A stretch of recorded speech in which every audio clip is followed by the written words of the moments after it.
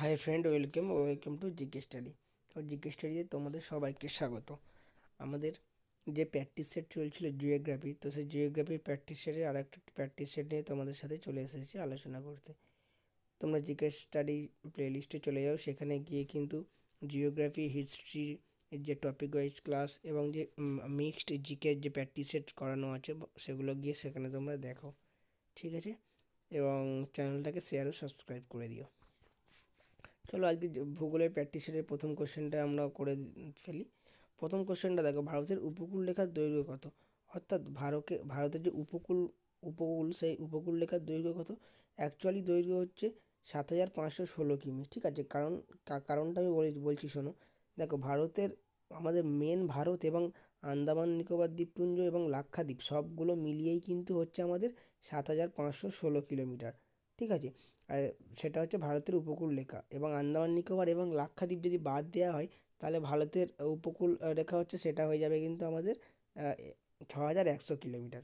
ঠিক আছে, আর আমাদের পশ্চিমবঙ্গে কিন্তু সবচেয়ে কম উপকূল রেখা আছে, সবথেকে কম উপকূল রেখা আছে। আর সবচেয়ে বেশি উপকূল রেখার দৈর্ঘ্য হচ্ছে গুজরাটে। তারপরে দেখো, পৃথিবীর সর্বোচ্চ গ্র্যাভিটি ড্যাম কি, মানে সর্বোচ্চ গ্র্যাভিটি বাঁধ, সেটা হবে আমাদের মাইথন বাঁধ। মাইথন বাঁধ হচ্ছে আমাদের পশ্চিমবঙ্গ এবং ঝাড়খণ্ডের বর্ডারে অবস্থিত, যেটা বরাকর নদীতে অবস্থিত। ঠিক আছে, তাহলে দামোদর নদীর অন্যতম যে এ উপনদী বরাকর নদীর ওপরে কিন্তু এই মাইথন ড্যামটি অবস্থিত, যেটি পৃথিবীর সর্বোচ্চ গ্র্যাভিটি ড্যাম। উপদ্বীপীয় ভারতের দীর্ঘতম নদী গোদাবরীর দৈর্ঘ্য কত? তার উপদ্বীপীয় ভারতের দীর্ঘতম নদী গোদাবরীর দৈর্ঘ্য হচ্ছে কিন্তু 1465 কিমি। আর এই গোদাবরী নদীকে আমরা দক্ষিণের গঙ্গা হিসাবে জেনে থাকি। কি? দক্ষিণের গঙ্গা। আচ্ছা, উপদ্বীপীয় অংশ বলছে যে ভারতের যে ম্যাপের যে নিচের দিকে যে উপদ্বীপীয় অংশটা, সেটাকেই বলা হচ্ছে উপদ্বীপীয় অংশ। ঠিক আছে, তো এই উপদ্বীপীয় ভারতের সবথেকে বড় নদী গোদাবরী, যাকে আমরা দক্ষিণ গঙ্গা হিসাবে জেনে থাকি, এবং তার দৈর্ঘ্য হচ্ছে কিন্তু 1465 কিমি। এবং এই গঙ্গা কিন্তু চারটি থেকে পাঁচটি রাজ্যের মধ্যে প্রবাহিত হচ্ছে, যখন মহারাষ্ট্র, অন্ধ্রপ্রদেশ, ছত্তিশগড়, উড়িষ্যা। ঠিক আছে, তারপর নর্মদা নদীর উৎপত্তি কোথায়? নর্মদা নদীর উৎপত্তি হচ্ছে মহাকাল পাহাড় থেকে। মহাকাল পাহাড়ের অমরকণ্টক থেকে উৎপন্ন, যেটা কোথায় অবস্থিত? মধ্যপ্রদেশ। তাই নর্মদা নদীর উৎপত্তি হচ্ছে মহাকালের অমরকণ্টক পাহাড় থেকে। এই নর্মদা নদী কিন্তু আরব সাগরে পতিত হয়েছে। ঠিক আছে, এবং নর্মদা নদীর সাথে পাশাপাশি আরেকটা নদী প্রবাহিত হয়েছে, যাকে আমরা বলে থাকি তাপ্তি নদী। তারপরে দেখো, কোন অঞ্চলটি মুক্ত চাষের জন্য বিখ্যাত? তামিলনাড়ুর তুতিকোরিন কিন্তু মুক্ত বা পার্ল চাষের জন্য বিখ্যাত। নিউজ প্রিন্ট কোথায় উৎপন্ন হয়? নিউজ প্রিন্ট ভারতের নেপানগরে উৎপন্ন হয়। ঠিক আছে, পরের কোশ্চেন দেখো, গঙ্গার মোহনার কাছে একটি দ্বীপ জেগে উঠেছে। মানে আমাদের গঙ্গা নদী যে বঙ্গোপসাগরের মোহনায় বা গঙ্গার মোহনায় কিন্তু একটা দ্বীপ নতুন উৎপত্তি হয়েছে। সেই দ্বীপটার নাম হচ্ছে কিন্তু পূর্বাশা দ্বীপ, যাকে আমরা ইংলিশে জেনে থাকি নিউ মোর। ঠিক আছে, তো এই পূর্বাশা দ্বীপ বা নিউ মোর দ্বীপ হচ্ছে গঙ্গার মোহনায় কিন্তু সবথেকে লেটেস্ট যে দ্বীপটি, সেই দ্বীপটি কিন্তু উৎপন্ন হয়েছে। এই পূর্বাশা দ্বীপ যে এলাকায় উৎপন্ন হয়েছে, সেটা কিন্তু তালপাট্টি। সে এলাকার নামটা কি? তালপাট্টি এলাকা, সুন্দরবন। তো এই পূর্বাশা বা নিউ মোর দ্বীপটি নিয়ে ভারত এবং বাংলাদেশের মধ্যে কিন্তু দ্বন্দ্বও রয়েছে অল্প কিছু। এই পূর্বাশা দ্বীপটি তৈরি হয়েছে যেটাখানে, সেটা হচ্ছে কিন্তু আমাদের বঙ্গোপসাগরে। ঠিক আছে, চলো পরের কোশ্চেন দেখি, তুঙ্গাভদ্রা নদী কোন নদীর উপনদী? দেখো, তুঙ্গাভদ্রা নদী আমাদের ভারতের দক্ষিণ দিকে অবস্থিত, এবং তুঙ্গাভদ্রা নদীর ওপরে যে বাঁধটি আছে, সেটা হচ্ছে তুঙ্গাভদ্রা বরজ। তো এই তুঙ্গাভদ্রা নদী কিন্তু কৃষ্ণা নদীর উপনদী। কোন নদীর উপনদী? তুঙ্গাভদ্রা কৃষ্ণা নদী। এই কৃষ্ণা নদীর ওপরে একটা বাঁধ আমরা সবসময় বিভিন্ন এক্সামে পড়ে, যে নাগার্জুন সাগর বাঁধ। তো কৃষ্ণা নদীর ওপরে এই নাগার্জুন সাগর বাঁধ কিন্তু তৈরি করা হয়েছে। পারাদ্বীপ বন্দরটি কোন রাজ্যে অবস্থিত? পারাদ্বীপ বন্দরটি আমার কিন্তু উড়িষ্যাতে অবস্থিত। এই পারাদ্বীপ বন্দরটি একটা ন্যাচারাল পোর্ট, মানে এটা কি স্বাভাবিকভাবে তৈরি হয়েছে, কি স্বাভাবিক প্রত্যাশয়। ঠিক আছে, ন্যাচারাল বন্দর।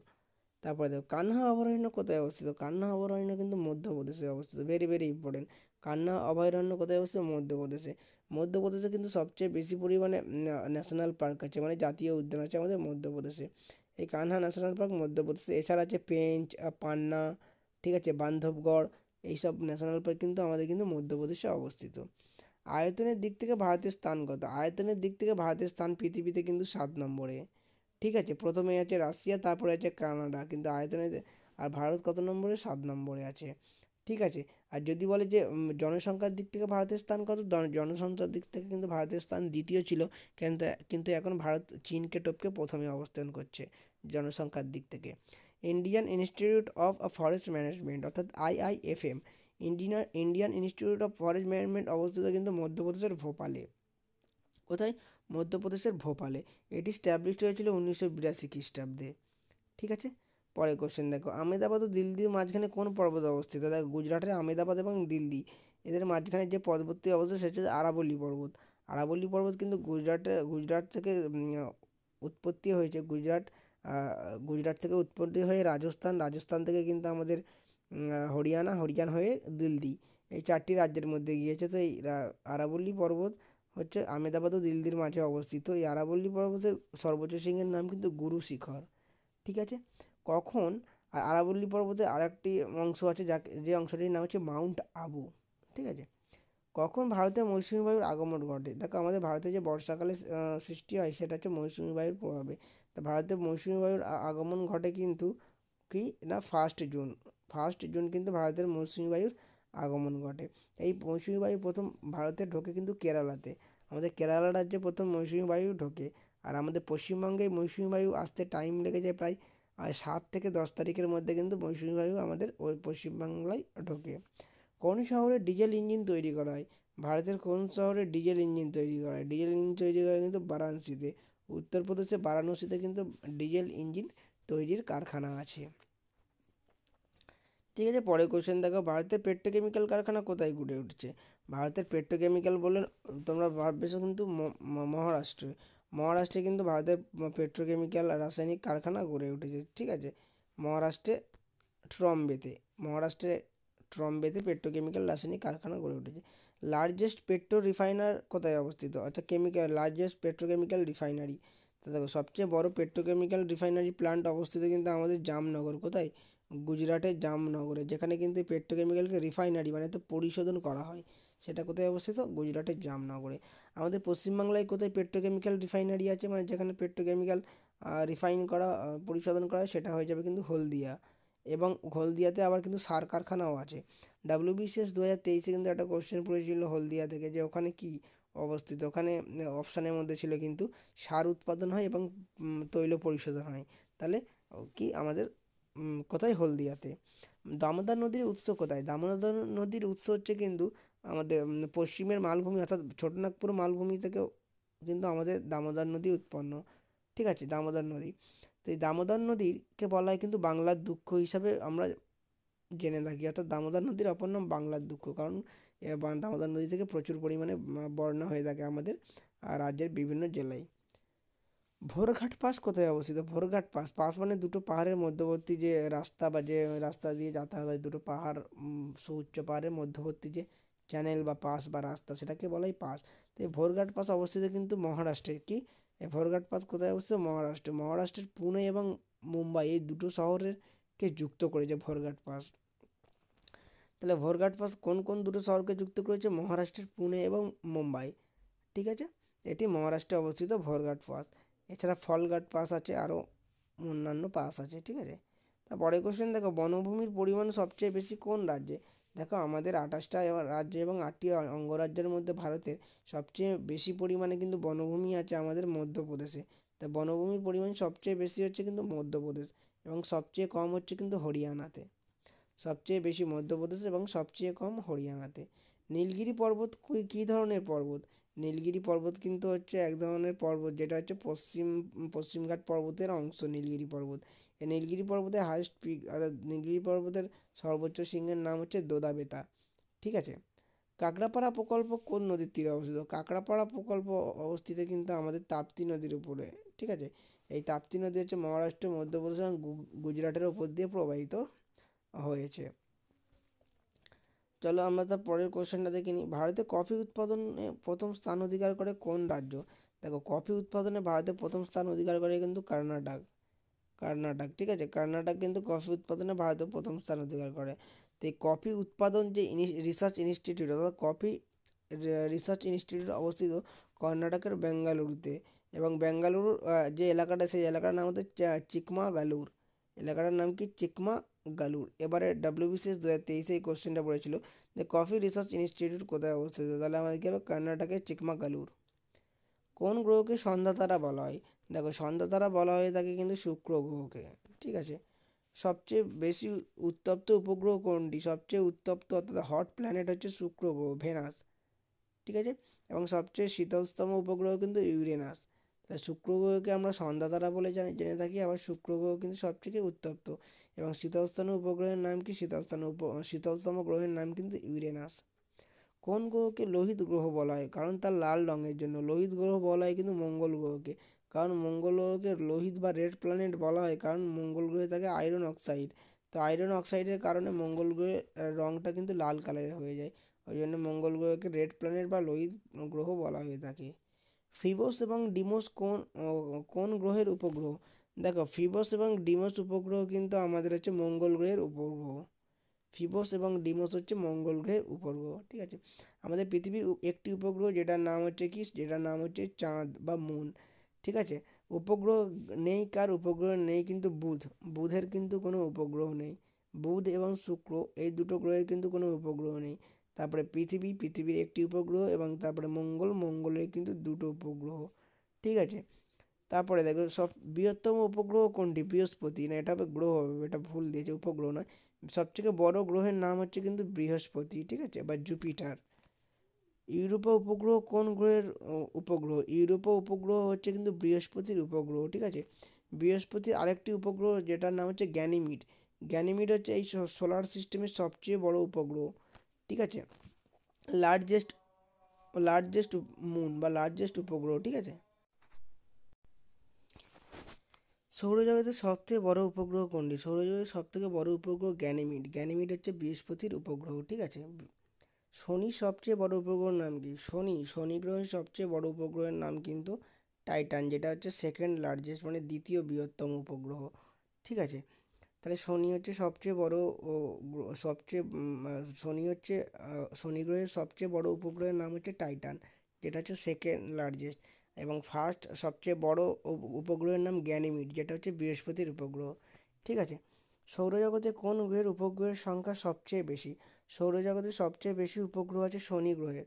তাহলে শনি গ্রহের উপগ্রহের সবচেয়ে বেশি 146টি। ঠিক আছে। শনি গ্রহতে কিন্তু হাইড্রোজেন এবং হিলিয়াম শুধু হাইড্রোজেন এবং হিলিয়াম গ্যাসের প্রাধান্য দেখা যায়। পৃথিবীর গঠনে কোন উপাদান সর্বাধিক? মানে আমাদের পৃথিবীর ওপরে যে বা পৃথিবীর গঠনে সবচেয়ে বেশি পরিমাণে হচ্ছে অক্সিজেন, 46%। তারপরে আছে সিলিকন এবং অ্যালুমিনিয়াম। ঠিক আছে। তাহলে পৃথিবীর গঠনে সবচেয়ে বেশি পরিমাণে আছে কিন্তু অক্সিজেন। যদি বলে পৃথিবীর গঠনে সবচেয়ে বেশি পরিমাণে কোন ধাতু আছে, তখন হয়ে যাবে কিন্তু অ্যালুমিনিয়াম। কারণ অক্সিজেন এবং সিলিকন কিন্তু অ্যালুমিনিয়াম, এই ধাতু নয়, কিন্তু অ্যালুমিনিয়াম হচ্ছে ধাতু। সবচেয়ে বেশি ঘনত্ব কোন গ্রহ? মানে কোন গ্রহের ঘনত্ব সবচেয়ে বেশি? সেটা হয়ে যাবে কি পৃথিবী। কারণ পৃথিবীর মধ্যে বায়ুমণ্ডল অবস্থিত থাকার কারণে কিন্তু পৃথিবী সবচেয়ে বেশি পরিমাণ, সবচেয়ে বেশি ঘনত্ব। এবং পৃথিবীকে নীল গ্রহ বলা হয়ে থাকে। ঠিক আছে। সবচেয়ে শীতলতম গ্রহ কোনটি? সবথেকে শীতল গ্রহ হবে কিন্তু আমাদের ইউরেনাস। এটা ভুল দেওয়া আছে। সবচেয়ে শীতল গ্রহ হবে কিন্তু ইউরেনাস। প্লুটো হচ্ছে কিন্তু বামন গ্রহ। মানে বামন গ্রহ মানে সবথেকে ছোট গ্রহ।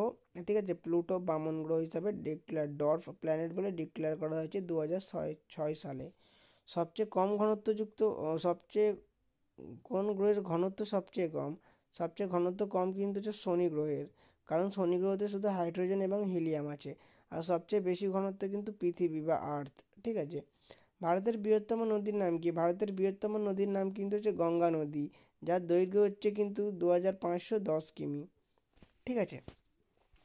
এবং দক্ষিণ ভারতের সবচেয়ে বৃহত্তম নদীর নাম কি? দক্ষিণ ভারতের সবচেয়ে বৃহত্তম নদীর নাম কিন্তু গোদাবরী নদী। গোদাবরী নদীর দৈর্ঘ্য কিন্তু কী হচ্ছে না, হচ্ছে 1665 কিমি। ঠিক আছে। এবং গোদাবরী নদীকে বলা হয় দক্ষিণ ভারতের গঙ্গা। পরে কোশ্চেন দেখো, ভারতে কৃষিকাজের জন্য কত পরিমাণে মানে ল্যান্ড বা আয়তনের কত শতাংশ শুধু কৃষিকাজের ক্ষেত্রে ব্যবহার হয়? তার 46%। অর্থাৎ ভারতের আয়তন যদি 100 হয়, তাহলে তার মধ্যে 46 ভাগ কিন্তু কৃষিকাজের জন্য ব্যবহৃত হয়। এবং সবচেয়ে বেশি পরিমাণে কৃষিকাজ হয় কিন্তু উত্তরপ্রদেশে। ঠিক আছে। কোন রাজ্যকে ভারতের শস্য ভাণ্ডার বলা হয়? ভারতের শস্য ভাণ্ডার বলা হয় পাঞ্জাবকে, ওই জন্য পাঞ্জাবকে বলা হয় গ্র্যানারি অফ ইন্ডিয়া। কী বলা হয়? গ্র্যানারি অফ ইন্ডিয়া। তারপরে কোশ্চেন দেখো, ভারতে কোন রাজ্যে পুরুষের তুলনায় মহিলার অনুপাত সবচেয়ে বেশি? পুরুষের তুলনায় মহিলার অনুপাত সবচেয়ে বেশি ভারতের কেরালা, এবং কেরালায় কিন্তু শিক্ষিতের হার সবচেয়ে বেশি। এবং সবচেয়ে মহিলার তুলনায় পুরুষের তুলনায় মহিলাই কম আছে কিন্তু কোথায় না, হচ্ছে হরিয়ানা। হরিয়ানা কিন্তু সবচেয়ে সেক্স রেশিও কম। ঠিক আছে। ভারতের জাতীয় পার্ক মোট ভূখণ্ডের কত শতাংশ? ভারতের জাতীয় পার্ক মোট ভূখণ্ডের প্রায় 1% বা 1.35 আর 1.35%। মাউন্ট আবু কিসের জন্য বিখ্যাত? মাউন্ট আবু আমাদের কোথায় অবস্থিত না, আরাবল্লী পর্বতে অবস্থিত। সেই মাউন্ট আবু কিন্তু দিলওয়ারা টেম্পলের জন্য, দিলওয়ারা মন্দিরের জন্য বিখ্যাত, যে মন্দিরটা আবিষ্কার করেছিল চালুক্য বংশ। তাহলে মাউন্ট আবু হচ্ছে দিলওয়ারা মন্দিরের জন্য বিখ্যাত। ভরতপুর পাখিরালয় কোথায় অবস্থিত? ভরতপুর পাখিরালয় অবস্থিত কিন্তু আমাদের রাজস্থানে। ঠিক আছে, রাজস্থানে অবস্থিত ভরতপুর পাখিরালয়। এছাড়া রাজস্থানে আমাদের আছে রণথম্বোর ন্যাশনাল পার্ক আছে, সরিস্কা ন্যাশনাল পার্ক আছে। কোথায় আছে? ভরতপুরে। ব্ল্যাক পাগোডা কোথায় অবস্থিত? ব্ল্যাক পাগোডা অবস্থিত কিন্তু হচ্ছে ওড়িশায়। ওড়িশার কোণার্ক মন্দিরকে বলা হয় ব্ল্যাক পাগোডা, কারণ হচ্ছে কি কালো পাথর দিয়ে এই মন্দির তৈরি বলে উড়িষ্যার কোণার্ক মন্দিরকে বলা হচ্ছে ব্ল্যাক পাগোডা। ঠিক আছে, এটা 1250 খ্রিস্টাব্দে তৈরি হয়েছিল। ফিরোজাবাদ কিসের জন্য বিখ্যাত? কাঁচের চুড়ির জন্য বিখ্যাত। কোন রাজ্যে সড়ক দৈর্ঘ্য সবচেয়ে বেশি, মানে কোন রাজ্যে সব থেকে বেশি পরিমাণে রাস্তা আছে? সেটা হয়ে যাবে কিন্তু আমাদের মহারাষ্ট্রে। মহারাষ্ট্রের সড়ক দৈর্ঘ্য কিন্তু সবচেয়ে বেশি। আর যদি বলে কোন রাজ্যে সবচেয়ে ঘনত্ব বেশি, তাহলে হয়ে যাবে কিন্তু আমাদের কেরালা। কেরালা রাজ্যে কিন্তু সড়ক বা রাস্তার ঘনত্ব খুব বেশি, মানে খুব কাছাকাছি রাস্তাগুলো আছে। যার যদি দৈর্ঘ্য বেশি বলে তাহলে হয়ে যাবে কিন্তু মহারাষ্ট্র। ঠিক আছে। আহ্নিক গতির ফলে কি হয়? আহ্নিক গতির ফলে কিন্তু দিন রাত্রি হয়, সমুদ্র স্রোত হয়। আহ্নিক গতি মানে কি? আহ্নিক গতি মানে পৃথিবী নিজের চারিদিকে ঘুরছে যে গতিতে, সেটা হচ্ছে আহ্নিক গতি। বার্ষিক গতির ফলে কি হয়? বার্ষিক গতির ফলে কিন্তু ঋতু পরিবর্তন হয়। বার্ষিক গতি মানে কি? বার্ষিক গতি মানে হচ্ছে আমাদের যে পৃথিবী সূর্যের চারিদিকে যে গতিতে ঘুরছে, সেটাকে বার্ষিক গতি বলা হয়ে থাকে। কর্কট সংক্রান্তি কখন হয়? কর্কট সংক্রান্তি হয় কিন্তু 21শে জুন। কর্কট সংক্রান্তি কখন হয়? কিন্তু 21শে জুন। এবং এই দিনটা কিন্তু লংগেস্ট ডে, মানে সবথেকে দীর্ঘতম দিন কর্কট সংক্রান্তি। ঠিক আছে, তোমরা কমেন্টে লিখে জানাও মকর সংক্রান্তি কোন দিনে হয়। পৃথিবী সূর্যের চারদিকে কীভাবে ঘোরে? দেখো, সূর্য যেমন ওঠে পৃথিবী কিন্তু তার উল্টো দিকে ঘোরে। অর্থাৎ সূর্য যদি পূর্ব দিকে উঠে পশ্চিম দিকে অস্ত যায়, তার মানে পৃথিবী সূর্যের চারদিকে, সূর্য পূর্ব দিকে উঠছে এবং পশ্চিম দিকে অস্ত যাচ্ছে। তার মানে পৃথিবী ঘুরছে কেমন? পশ্চিম থেকে পূর্ব দিকে। মানে সূর্য যেমন ওঠে তার উল্টো দিকে কিন্তু পৃথিবী ঘোরে।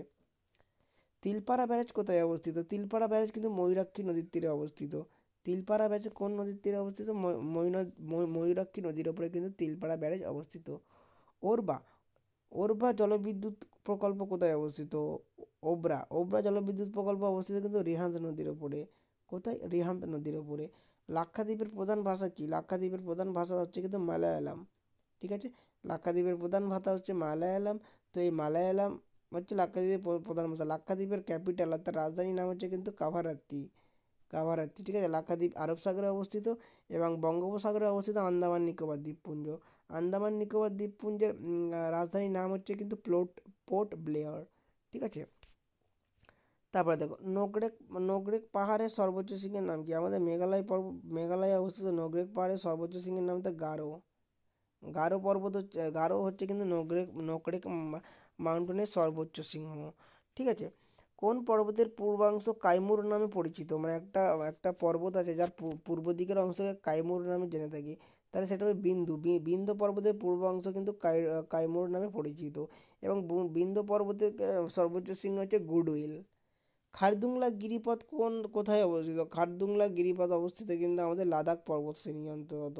খারদুংলা গিরিপথ লাদাখ পর্বতশ্রেণীর অন্তর্গত। ঠিক আছে, ব্রেজ বন্দর কোন নদীর তীরে অবস্থিত? ব্রেজ বন্দর হচ্ছে কিন্তু নর্মদা নদীর তীরে অবস্থিত। নর্মদা নদী হচ্ছে অমরকণ্টক থেকে উৎপন্ন হয়েছে এবং নর্মদা নদী হচ্ছে পশ্চিম দিকে প্রবাহিত হয়েছে। যেমন গোদাবরী মহানদী, গোদাবরী, কৃষ্ণা, কাবেরী পূর্ব দিকে প্রবাহিত হয়ে বঙ্গোপসাগরে পড়েছে, সেরকম নর্মদা, তাপ্তি, মাহি এরা কিন্তু পশ্চিম দিকে প্রবাহিত হয়ে আরব সাগরে পড়েছে। গডউইন অস্টিন কোন পর্বতশ্রেণীর অন্তর্গত? দেখো, গডউইন অস্টিন বা কেটু কিন্তু কারাকোরাম পর্বতশ্রেণী অবস্থিত। ভারতের সর্বোচ্চ শৃঙ্গ হচ্ছে কিন্তু কেটু বা কারাকোরাম পর্বতশ্রেণী। কারাকোরাম পর্বতশ্রেণী অন্তর্গত কারাকোরাম পর্বতশ্রেণীর অন্তর্গত কেটু বা গডউইন অস্টিন কিন্তু ভারতের সর্বোচ্চ শৃঙ্গ। আর হিমালয়ের সর্বোচ্চ শৃঙ্গ হচ্ছে মাউন্ট এভারেস্ট, যেটা হচ্ছে নেপালে অবস্থিত। আর আমাদের কাঞ্চনজঙ্ঘা হচ্ছে আমার কিন্তু পশ্চিমবঙ্গের সর্বোচ্চ শৃঙ্গ। দক্ষিণ ভারতের গঙ্গা কাকে বলা হয়? আমি তোমাদের বললাম দক্ষিণ ভারতের গঙ্গা বলা হয় কিন্তু গোদাবরী। গোদাবরী নদী হচ্ছে দক্ষিণ ভারতের গঙ্গা, এবং গোদাবরী হচ্ছে দক্ষিণ ভারতের সর্ববৃহৎ বা সবচেয়ে দীর্ঘতম নদী। ভারত এবং নেপালের মধ্যে একটা প্রকল্প বা একটা চুক্তি স্বাক্ষরিত হয়েছিল 1959 এবং 63 খ্রিস্টাব্দের মধ্যে। যেটা হচ্ছে কি, যেটা হচ্ছে যে নদীর জন্য এই প্রকল্পটা হয়েছিল, সেই নদীটার নাম হচ্ছে কোসি প্রকল্প। কোসি নদীর ওপরে হয়েছিল, ওই জন্য এটা কোসি প্রকল্প বলা হয় ভারত এবং নেপালের মধ্যে। এই কোসি নদীকে বলা হয় বিহারের দুঃখ বলা হয়ে থাকে, কারণ বিহারেতে যত বন্যা হয় কিন্তু কোসি নদীর প্রভাবে সবচেয়ে বেশি পরিমাণে হয়। তারপরে কোশ্চেন দেখো, সিন্ধু নদ কোথায় পতিত হয়েছে? সিন্ধু নদ পতিত হয়েছে কিন্তু আরব সাগরে, ঠিক আছে। গঙ্গা নদী পতিত হয়েছে বঙ্গোপসাগরে, এবং ব্রহ্মপুত্র নদী পতিত হয়েছে কিন্তু পদ্মা নদীতে এসে মিশেছে। তাহলে সিন্ধু নদ হচ্ছে আমাদের ভারতের পশ্চিম দিকে অবস্থিত আরব সাগরে, গঙ্গা নদী আমাদের ভারতে প্রবাহিত হয়েছে গিয়ে বঙ্গোপসাগরে পড়েছে, এবং ব্রহ্মপুত্র নদী কিন্তু আমাদের পড়েছে কিন্তু পদ্মা নদীতে। এই তিনটি নদীর মধ্যে সবচেয়ে লংগেস্ট রিভার হচ্ছে কিন্তু আমাদের ব্রহ্মপুত্র, ঠিক আছে। ব্রহ্মপুত্রের পরে হচ্ছে আমাদের সিন্ধু, তারপরে গঙ্গা, ঠিক আছে। তারপরে দেখো, যে ব্রহ্মপুত্র নদীর দৈর্ঘ্য হচ্ছে 2900 কিমি, তার মধ্যে ভারতে অবস্থিত হচ্ছে 916 কিমি। ব্রহ্মপুত্র 2900 কিমির মধ্যে ভারতে 916 কিমি অবস্থিত। আর গঙ্গা নদী হচ্ছে 2510 কিমি, এটা পুরোপুরি ভারতেই অবস্থিত। ব্রহ্মপুত্র নদী কোথা থেকে উৎপন্ন হয়েছে? ব্রহ্মপুত্র নদী উৎপন্ন হয়েছে তিব্বতের কৈলাস পর্বতশ্রেণী থেকে, ঠিক আছে। আর দিন রাত্রি কী জন্য হয়? আমি কিছুক্ষণ আগেই বললাম দিন রাত্রি কিন্তু আহ্নিক গতির জন্য হয়। আহ্নিক গতি মানে পৃথিবীতে যে গতিতে নিজের চারিদিকে আবর্তন করছে, ঠিক আছে। সমুদ্রের জাহাজের অবস্থান নির্ণয় করা হয় কোন যন্ত্রের সাহায্যে? সমুদ্রের জাহাজের অবস্থান নির্ণয় করা হয় কিন্তু ক্রোনোমিটার যন্ত্রের সাহায্যে। কোন যন্ত্রের সাহায্যে? ক্রোনোমিটার যন্ত্রের সাহায্যে। ভারতের জাতীয় জলচর প্রাণী কি? ভারতের জাতীয় জলচর প্রাণী হচ্ছে ডলফিন বা শুশুক। আমরা যে শুশুক বলি না, ডলফিন মানে গঙ্গা নদীর ডলফিন বা গাঙ্গেটিক ডলফিন, যাকে আমরা শুশুক নামেও চিনে থাকি। তারপরে দেখো, ব্যবহারিক ভূগোল শব্দটি কে প্রয়োগ করেছে বা প্রবক্তা কে? এ যে হার্ভার্ডসন কিন্তু প্রথম এটি ব্যবহার করেছে। ভারতের পঞ্চম বৃহত্তম মহানগর কি? ভারতে যে 7টি বা 8টি মহানগর আছে, তার মধ্যে পঞ্চম বৃহত্তম মহানগর কিন্তু আমাদের কর্ণাটকের বেঙ্গালুরু, ঠিক আছে। কর্ণাটকের বেঙ্গালুরু হচ্ছে কিন্তু আমাদের পঞ্চম বৃহত্তম মহানগর। আর আমাদের কলকাতা হচ্ছে তৃতীয় বৃহত্তম মহানগর। তৃতীয় বৃহত্তম মানে তার 3 নম্বরে অবস্থান করছে। প্রথম হচ্ছে মুম্বাই, তারপরে দিল্লি, তারপরে কর্ণাটক, তারপরে চেন্নাই, তারপরে বেঙ্গালুরু, ঠিক আছে। 5টা প্রধান মহানগরে প্রথমে হচ্ছে আমাদের মুম্বাই, দিল্লি, কলকাতা, চেন্নাই এবং বেঙ্গালুরু। কোচি তৈল শোধনাগার কোথায় অবস্থিত? কোচি নামটা হচ্ছে কেরালা, তাহলে কোচির তৈল শোধনাগার অবশ্যই কেরালায় অবস্থিত হবে। এটা কমন সেন্স দিয়ে বোঝা যাচ্ছে। পরে কোশ্চেন দেখো, গম উৎপাদনে পৃথিবীতে ভারতের স্থান কত? সারা পৃথিবীর মধ্যে ভারত কিন্তু গম উৎপন্ন করে 4 নম্বর স্থান অধিকার করে। ভারতের সবচেয়ে বেশি পরিমাণে গম উৎপন্ন হয় কিন্তু ইউপি অর্থাৎ উত্তরপ্রদেশে। কার্পাস উৎপাদনে ভারতের স্থান কত সারা পৃথিবীতে? সেটা হবে কিন্তু 7ম স্থান হবে, ঠিক আছে। মাইথন বাঁধ কোথায়, ভারতের কোন রাজ্যে অবস্থিত? দেখো, মাইথন বাঁধ কিন্তু অ্যাকচুয়ালি পশ্চিমবঙ্গ এবং ঝাড়খণ্ডের মধ্যবর্তী স্থানে অবস্থিত। আর দামোদর নদীর উপনদী হচ্ছে বরাকর নদীর ওপরে অবস্থিত মাইথন বাঁধ। কিন্তু এখানে ঝাড়খণ্ড দেওয়া আছে, এই এক্সামে পড়লে ঝাড়খণ্ডই তোমরা করবে, তাহলে মাইথন বাঁধ কিন্তু ঝাড়খণ্ডে অবস্থিত। অ্যাকচুয়ালি মাইথন বাঁধ কিন্তু হচ্ছে আমাদের পশ্চিমবঙ্গ এবং ঝাড়খণ্ডের মধ্যবর্তী তে অবস্থিত। এই মাইথন বাঁধ হচ্ছে কোন নদীতে অবস্থিত? বরাকর নদী। বরাকর নদী হচ্ছে দামোদর নদীর অন্যতম উপনদী, ঠিক আছে। তো এই ছিল আমাদের জিওগ্রাফি প্র্যাকটিস সেটের আর একটি পার্ট, যেটা তোমাদের সাথে আলোচনা করলাম। তোমরা ভালো করে প্র্যাকটিস করো, আসন্ন পরীক্ষায় কিন্তু তোমরা ভালো করে এক্সাম দাও, ঠিক আছে। এবং প্লেলিস্টে গিয়ে অন্যান্য ভিডিওগুলো দেখো, চ্যানেলটাকে শেয়ার ও সাবস্ক্রাইব করে দিও। তো দেখা হচ্ছে নেক্সট ক্লাসে।